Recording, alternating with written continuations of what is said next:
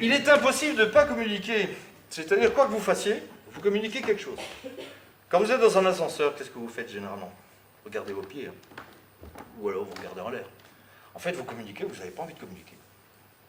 Simplement, je ferme ma bulle. Regardez simplement les transports en commun. La plupart du temps, maintenant, les gens sont dans leur téléphone, des écouteurs, ils mettraient un casque, ce serait pareil. C'est vraiment, je ferme tout. On ne peut pas ne pas communiquer. Ça vient en fait, c'est une grande théorie de Paul Václavic de l'école de Palo Alto, qui ont été les premiers vraiment à théoriser toutes les théories, la science de la communication. On ne peut pas ne pas communiquer parce que le récepteur, il perçoit quand même quelque chose. Et ça, c'est une découverte assez récente aussi, ça date de 98, je pense. C'est un professeur italien qui a découvert ce qu'il a appelé les neurones miroirs. Les neurones miroirs fonctionnent un peu comme une Wi-Fi permanente. C'est-à-dire que, regardez un bébé, il est dans l'imitation tout le temps. Les enfants, on apprend tous, le petit humain, on apprend tous par l'imitation de nos parents. Vous lui tirez la langue, il n'a même pas conscience qu'il a une langue, il va tirer la langue. Alors, comment est-ce qu'il a découvert ça, le professeur Isolati, l'italien? En fait, il examinait un peu le fonctionnement d'un cerveau de singe. Un singe de laboratoire, malheureusement, évidemment. Et il examinait quelles étaient les parts du cerveau, les parties du cerveau qui s'activaient en fonction de certaines émotions. Quand, par exemple, il recevait à manger, il y avait la zone de satiété et de plaisir qui s'activait. Ok, il a tout noté. Et puis, un jour, il a fait l'expérience de manger devant le singe. Le singe le voyait manger, lui. Et le singe a compris que l'humain avait du plaisir, il a activé aussi ses zones de plaisir et de satiété.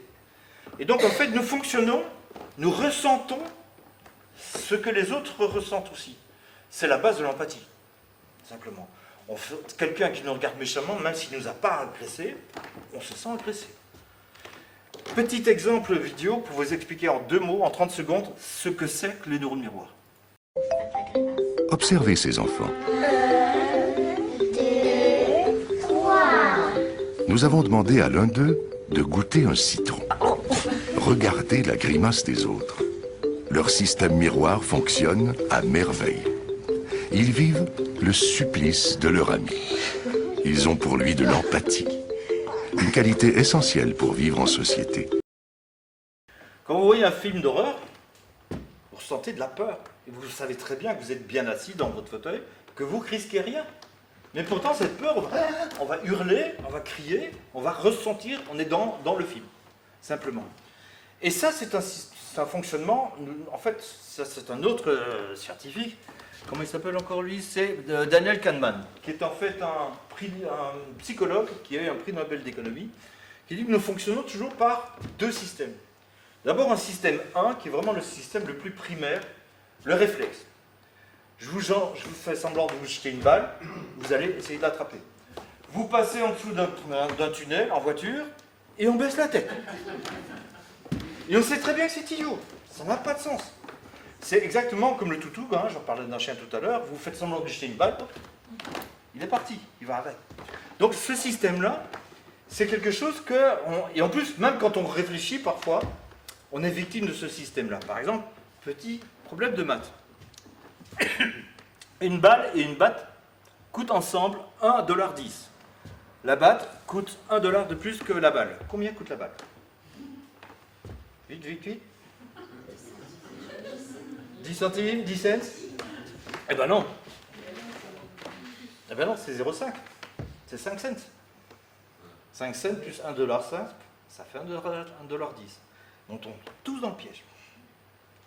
Donc c'est pas qu'on est bête, mais on réfléchit vite. Et on a besoin de réfléchir vite. C'est-à-dire le réflexe de peur, par exemple, c'est une question de survie.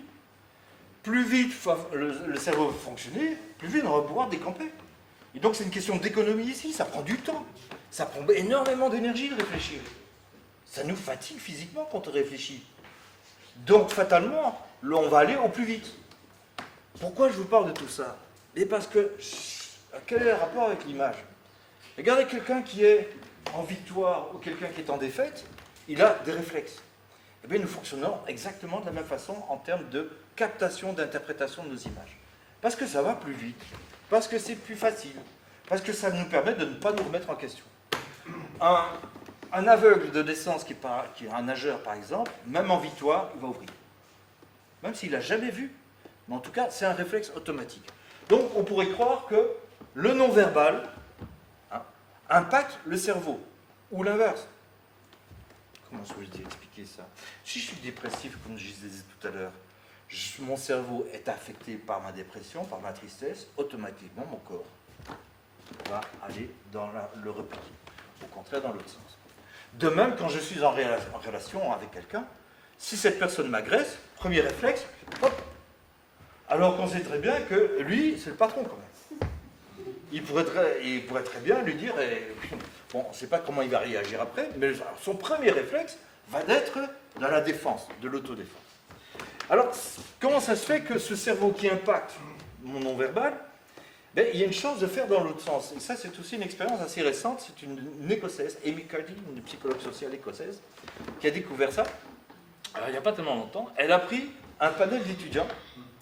Elle leur a demandé, d'abord, elle a pris un échantillon de salivaire chez chacun pour déterminer le taux de 2 hormones particulières. Le cortisol, qui est l'hormone du stress et de la peur, et la testostérone, qui est l'hormone de la confiance en soi et de la puissance. Et puis, elle a demandé aux étudiants, elle les a séparés en deux. À un groupe, elle a demandé, vous allez pendant 2 minutes vous mettre de préférence devant le miroir et vous allez prendre des postures de victoire, de Superwoman, Superman, vraiment Hulk, le champion. Vous prenez ces postures-là, exagérément, hein, mais vous regardez en même temps. L'autre groupe, elle a demandé, vous allez prendre des postures de loser, de dépressif, de défaite, etc. Tout de suite après, elle a repris un échantillon salivaire. Les winners ont augmenté leur testostérone et ont diminué leur cortisol. Les losers ont augmenté le cortisol, diminué le testostérone. C'est-à-dire le cerveau, en fait, il vous envoie ce que vous lui donnez, ce que vous lui montrez, ce que vous lui demandez. Tu veux dire que tu es dépressif? Ok, je t'envoie ce qui est nécessaire pour être dépressif.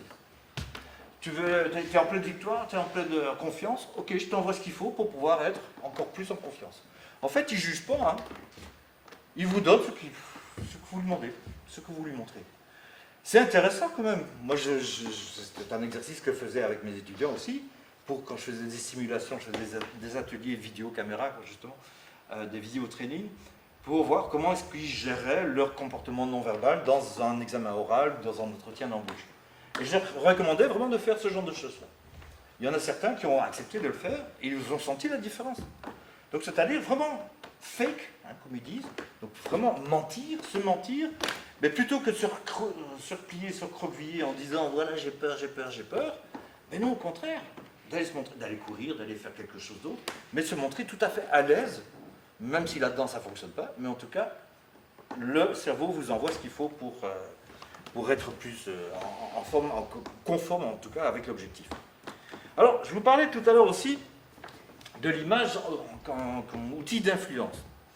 Outil d'influence, c'est-à-dire que je vais utiliser mon image pour toujours arriver à mes fins dans ma communication. Hein.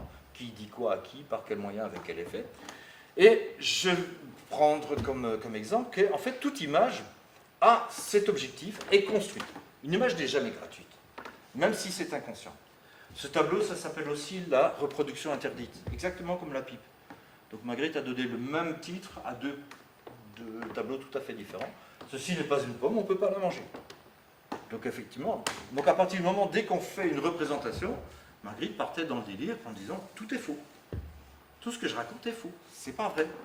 Hein, » Quand on parle de peinture surréaliste, etc., enfin, oui, c'était surréaliste. L'image.